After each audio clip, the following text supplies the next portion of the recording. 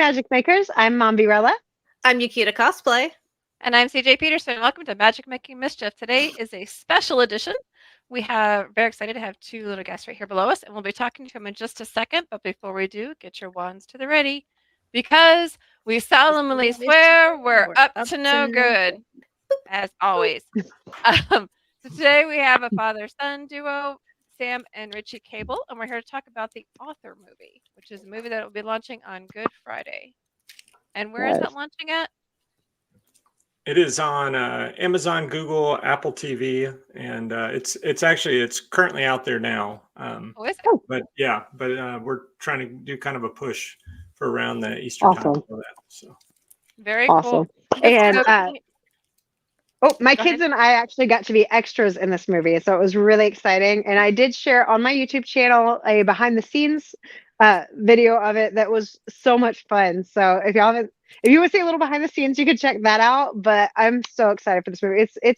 We get to see it as a red carpet premiere, and we loved it so much. It's Mommy's so a movie star, y'all. Yes, Mommy's a movie star. See, when you see it, let us know in the comments if you spot us in it, because we did actually see ourselves, and we were very excited. It was an exciting moment seeing yourself up there.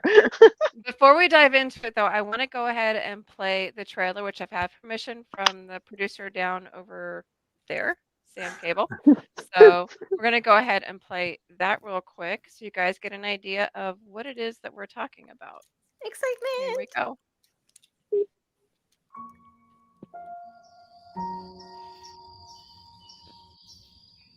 So, what do you see? Stars. Just randomly out there. Scattered, chaotic. It's overwhelming. I haven't slept well since the accident. I've been over it again and again. What did you do to Timothy Brown? Tell me that you did. We can sort through this together. You can figure out Timothy Brown. Who is Timothy Brown? How long have I been in here? An injury like this, it gives me concern for brain damage. Hallucinations, chronological events skewed. Even forgetting complete segments of life. Help me find Sarah, please! We have to get your memories back, James.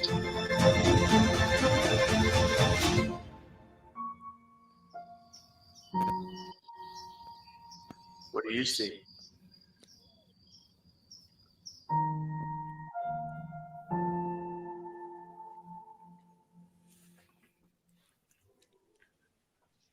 I'm intrigued. Dude, I am too. Oh my gosh. I'm very intrigued. I want to know. I want to know so bad I may just jump the gun, but I'm going to try to keep it up until Good Friday.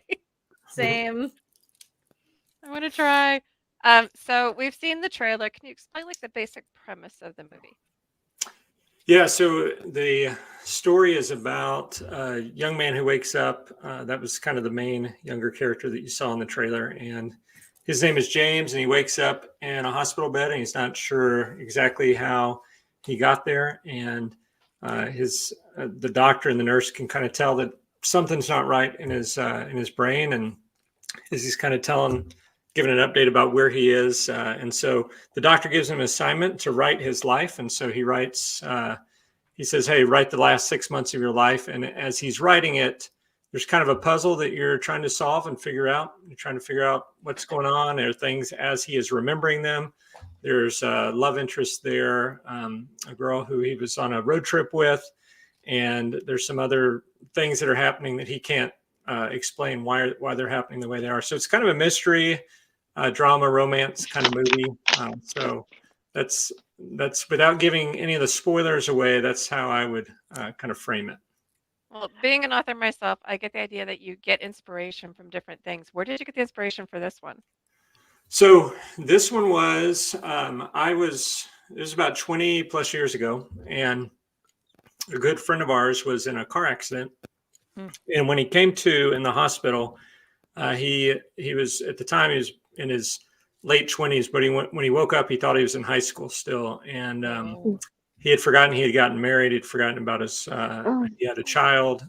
He couldn't remember any of these things. So we were receiving updates and prayer requests and things, and we were watching him put his life back together. And I thought, what if an audience could take that same journey where they had to put together. So that's in this story, you're in the shoes of the person who is waking up, and you don't have any information that they don't have, and you're trying to put their story together. And so that was kind of the inspiration for it, is what would it look like to be in that situation. So. Wow. Oh. Wow. Very cool. Yeah. An interesting part of it is that what we see are seemingly insignificant happenings in our life turn out to be life-changing events, and one little stoplight or one little variation could change the entire trajectory of your life. And everybody has these things in their own lives that they can identify with, and we have started kind of referring to them as author moments. Mhm. Yeah, I mean, I think that'd be That's another inspiration piece was, I wrote this film and then we were able to create it together. And I wrote it with the idea that, I wanted it to be accessible to all people. It's, I come from I was a pastor for 18 years. So I come from a Christian background, but this is not, I didn't write this, just for Christians or to be Christian entertainment. I wrote it for something that's accessible to all people, that just leaves them with that question: what if there is an author over my life, and what are the implications of that? And that's really, it's not trying to do more than that. That's kind of the basic of what it's trying to do, is ask that question. I love that the theme really was more like order or chaos, and you really got that whenever we saw it.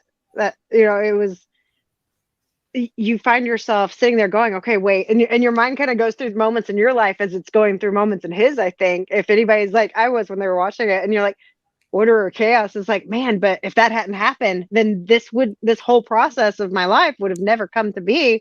Oh my gosh, it's like that. It really was like, that was a very in itself, the idea behind it was a very deep movie. It really gets you thinking watching it. And then also, like, it kind of made me think of Memento, which isn't like not thematically necessarily, but like the idea of how it was like unraveling from the opposite end of what happened, trying to figure out what really happened. Where did he come? His memories are trying to come back and stuff, and he's trying to piece it together. It was the whole movie itself was intriguing. It really had us glued to it, the whole time. Like we couldn't stop. No, I mean, that's a huge compliment. I love Christopher Nolan's work, and certainly there's kind of a little bit of Memento kind of.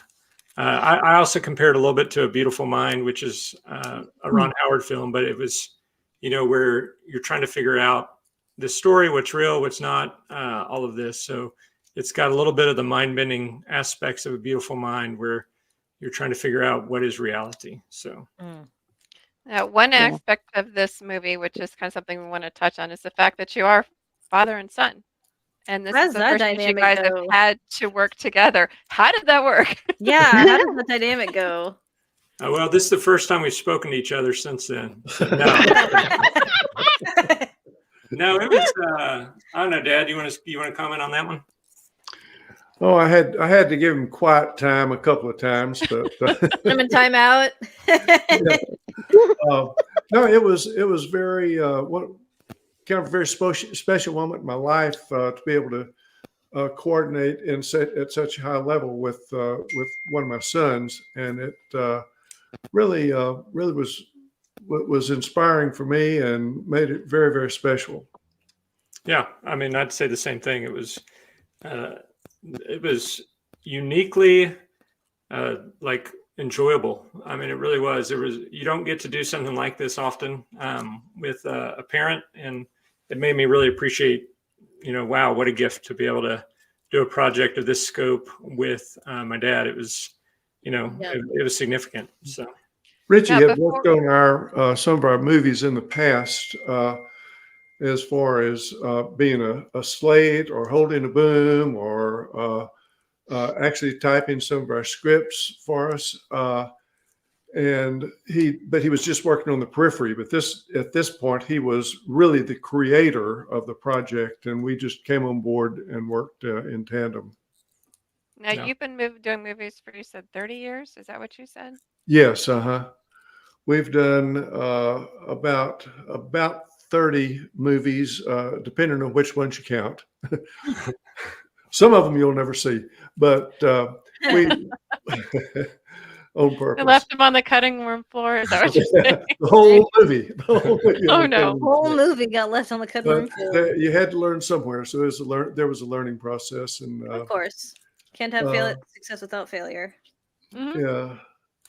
So we've I have books that are up on a shelf still, so that happens. Yeah. yeah. But over the last several years, we've had some real nice ones we've been real proud of. And I'd say this is one I'm most proud of any of them. That's awesome. Very cool. Now, you said that it's faith-based, not necessarily Christian, but it is faith-based.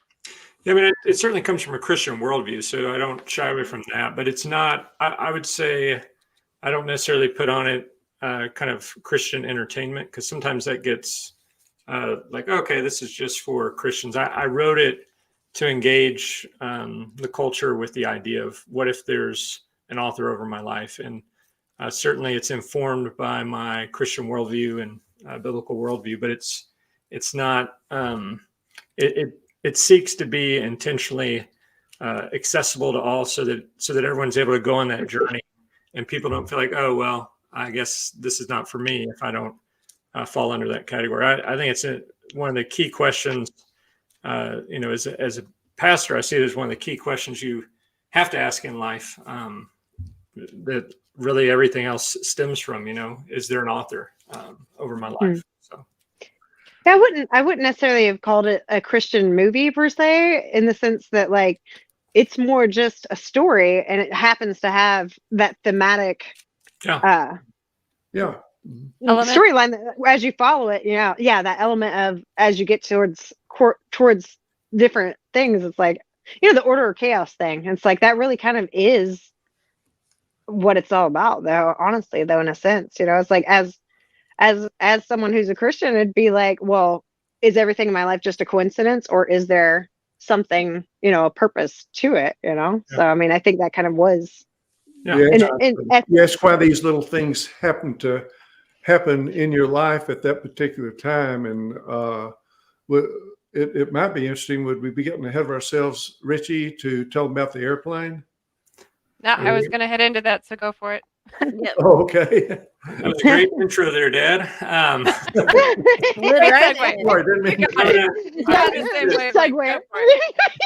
I think in many ways, there was something where I was like, it felt like I had to live out a little bit of this movie before I was going to make it. And it was really a unique experience because, we were trying to shoot this in 2019 and things were just not lining up. We had been pursuing a really big name that she was on board, and then she wasn't big at the time. And then all of a sudden an album released and she got big and she was on to bigger and better things. And so we were like, okay, well, that fell through. So I was flying back.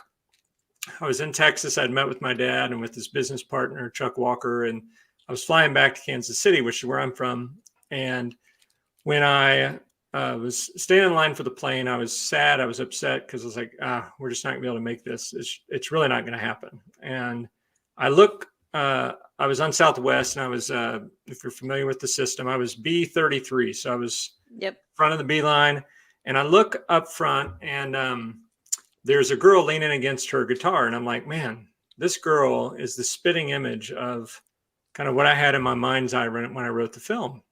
Nice. And so I was like, but I'm also, I'm a 40-year-old guy, this 20-something-year-old girl. I didn't want to just, start having a conversation. But then she actually reached out. She said, how does this, ticketing system work? I was, she said she was in the C group. So after I apologized for that, opened the conversation. And we were able to talk. And I asked her what kind of music she played. And she said, well, I started out in the church, but I I do kind of some folk stuff now. And I said, well, have you ever been able to do anything? She said, well, I was actually on American Idol. I said, oh, cool. That's awesome. And so we talked for a little bit, and then it was time for me to load. And so I get on the plane and I go and I sit down, and I was like, I'm going to look up her audition from American Idol. And so when I looked it up on YouTube, there was a red line across the top of the video that tells you you've seen this before. And so I started watching it, and immediately I remembered that when our original artist fell through, I was looking for people who could play the role, and we needed a musician, because if you've seen the film, this is someone who sings a lot of songs, and so we needed a musician. And I looked at her and I was like, oh, well, she's on American Idol right now, she's not going to have time for this. And so I kind of, I thought she could do it, but then I also knew she couldn't with American Idol. And now here I am. I just met her. I'm on the airplane with this girl who I'd looked at a couple months before to be possibly in the lead role. So I connected with her after we were leaving or getting off the airplane. I kind of stopped her, and her mom she was in the A group. So she was up front. So I went and flagged them down. I said, y'all aren't going to believe this. And I shared the story with them. And then we ended up talking, and we ended up casting her after she read for the role. And it was kind of life imitating art, where, is there order, is there chaos? And had I been any other number, Southwest assigns them pretty quickly, depending on when you hit the button. And I wouldn't have met her. And had I been B29, I would have been on the back of the other side. So there's reason for those things. And so it was kind of living out that. So that's the story. Now, what's her name? Her name said her name yet. Ashton Brooke Gill. So, okay. And then the guy is who? Cameron Stout. Okay. Now there's another story that goes with them as well, isn't there? Yes, there was something special about them being on set together. I guess Ashton Brooke Gill is now Ashton Brooke Stout. So that'd be the best way to share. So we love a love story. They were so cute together too when they were filming. The girl they you were met adorable. on the plane, you cast her as a lead, and the two leads fall in love and they get married. Yep. So there's God works in mysterious.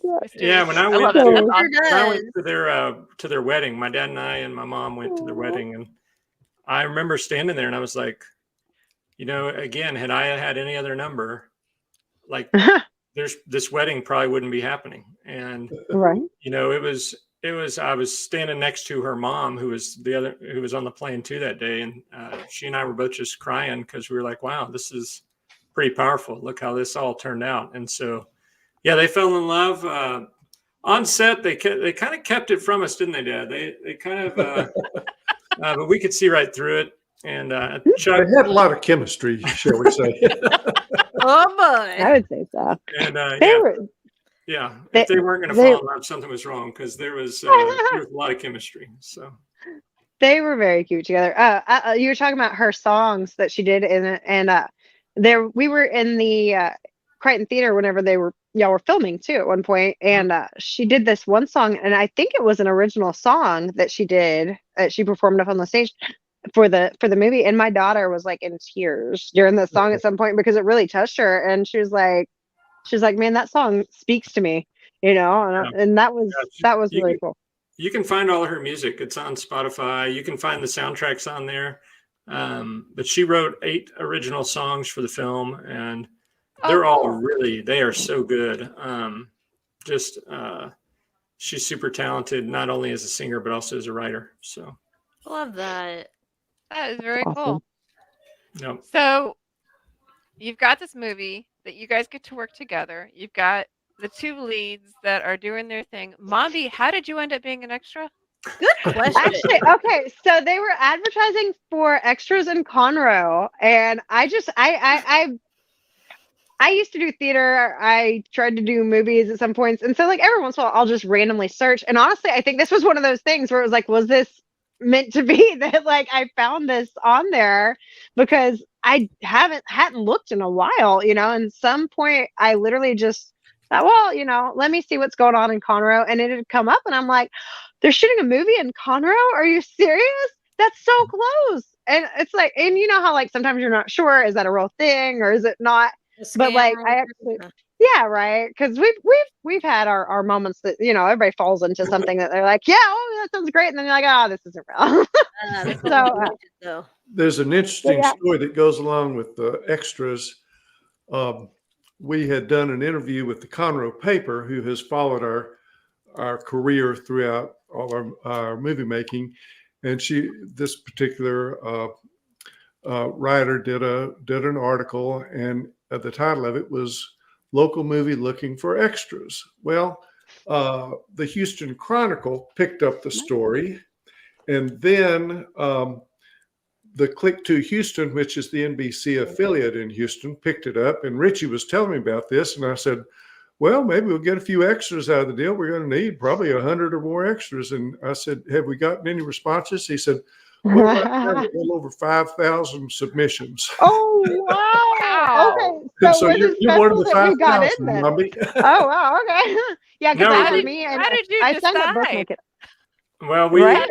well, I mean, at a certain point, we sent out something to the people that said, hey, what days are you available? So we could limit it down to, we had to make it manageable at some point. And that also was able to we were able to get that group down because not everyone was going to reply to that. So that helped, but then we still had a ton. And so we would send out, I think the day of the wedding, there were probably 175 in there, 150 that we were connecting with. And that came from us sending out to about 300 or 400 who had said, hey, we're available. We figured there'd be a group that would say, yeah, I'll be there, but then wouldn't show up. So we tried to make sure we had enough people.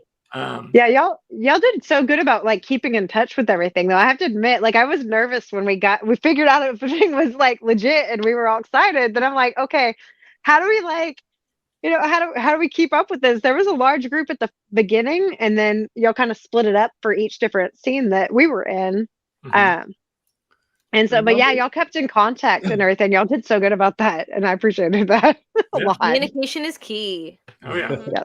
Mommy, did you ever realize that making a movie would move so fast and you wouldn't have to wait for anything?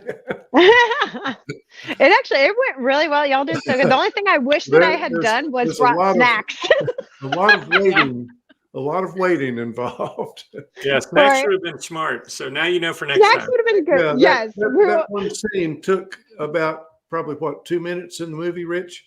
Yeah, it's a short scene. It's probably less than a minute film. or listen to.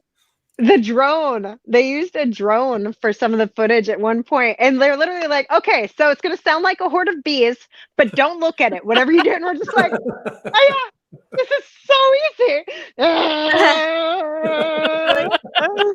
We were honest, though. It's gigantic. It sounded like hornets. So. My partner, Chuck Walker, who was the director, always has a thing about extras spiking the camera. What we say, that means when you look at the camera, it kills the scene. So we had over 100 people in the chapel, and nobody spiked the camera. So he was ecstatic. And it was literally like in the row we were in, the cameraman was also right in front of us, like a couple rows up, and we're just like, ah. We got this. Which is funny because what I do, I usually always make sure to look at the camera on my vlog stuff. So I'm just like, okay, I got this. I can't look. You're just gonna have to make yourself zone out for a second, just in the right direction. Right. My daughter's like cross-eyed at one point. She's like, I'm not looking at the camera. That's great. Okay, Mia, that works. Okay. That's awesome. Well, I'm really excited. It sounds really good. Oh, I'm kind of curious to know who was that. Timothy Brown, is that what his name is? That they keep asking. Yeah, you have to watch. I can't get that. I want to know. I know. I want to know. That's one of those memento things right there where it's unraveling. Yep. I can't wait. I'm excited. So my question is, do y'all have any other projects coming up? This one was so good. I'm just curious. Do y'all have any other ideas that are coming up? I am. I'm working. What you see in the background is kind of a prop that's it's an hourglass that's on a table back there. It's a visual effects deal that allows it to spin, and you keep the camera on it. So it's part of a film that I'm working on here in Kansas City called Parable. And it's essentially I don't have my elevator pitch yet because I haven't had to talk too much about it, but essentially it's 6 people who wake up in a loft, and there's a 7th person that's there, but it's a body, and they're trying to figure out how they got there. And it's really engaging with the idea of the whole story is, like a parable, engaging with the idea of death and kind of 6 views of death. And so it sounds darker than it is. It's actually kind of it's a safe way to think through death. And so that's one that I'm working on now. And they've got to, similar to this one, they've got to try to solve the puzzle of do they know each other? Is there something going on? It's a very different kind of story, but it's got definitely some of the mystery that the author had. So nice. Cool. Super intrigued in Sam, that as do you have well. anything coming up? Yeah, we have. My partner is a very unusual person, Chuck Walker. He was on the U.S. Olympic team back several years ago as a boxer, but he was also a dancer and singer. So it's kind of a incongruous mix. But he also had a lot of history with local theater, and so he wrote a script for a TV series called Staged. And it's about the back scenes drama that takes place amidst the drama. And so about all the excitement about community theater, the different relationships that go on and that type of thing. And we're in development on this. Ritchie is actually he has done the principal photography and is in post-production right now. We're in development, which means you're in the process of putting the funds together, writing the script, and getting the basic characters, the cast done, and some of the principal crew together. So that's a ways off, but we're working on that now. That's our next project. Yeah, we did learn that he was in theater whenever we were. I believe it's the chapel scene that we were shooting, and he sang part of the Pirates of Penzance song or something. He was like, "I want to sing and dance." I was like, that is the best moment all day right there. That just made the day. Yeah, he teaches dancing to anywhere from 4-year-olds to 70-year-olds. So I want to sing and dance, I think, is one of his staples. Nice. That's his go-to. Unfortunately, our time is short. We have less than 2 minutes left. So I wanted to thank you guys both so much for coming and talking about your movie. Yeah, absolutely. I'm excited to watch it. It's called The Author Movie. To learn more about it, make sure to head over to theauthormovie.com. For those listening, that's TheAuthormovie.com. And that's also where you're going to find the trailer that we played today. Don't miss it. Mombi, ready to take us out? Come on, movie Thank star, you so much. out. Thank you, guys. I know, for real. Thank you Thank you so much for this. Yes, we appreciate y'all being here. And honestly, you definitely want to check this movie out because it's an amazing story. Whether you're looking for chaos or order, it is definitely one you want to check out. And you will love it. Honestly, comment down below whenever you watch it. Tell us how much you love it because we want to hear it. And this was pre-recorded. We're not ignoring you. Yes. And this was a special day, but we really appreciate y'all joining us. And make sure to hit that thumbs up, subscribe, ring that notification bell. Follow us on all our social media. Yukita's on Instagram mostly. Instagram, Snapchat, Facebook. Okay. Yeah, that's true. All the things. The cosplay. It's super easy. Anyway. All right. Love you guys. Till next time, remember. Oh, I almost said my hand for my vlog. You can still let it go. Keep moving forward. I still love you guys. It's good. All right. There you go. Till next time, guys. Mischief.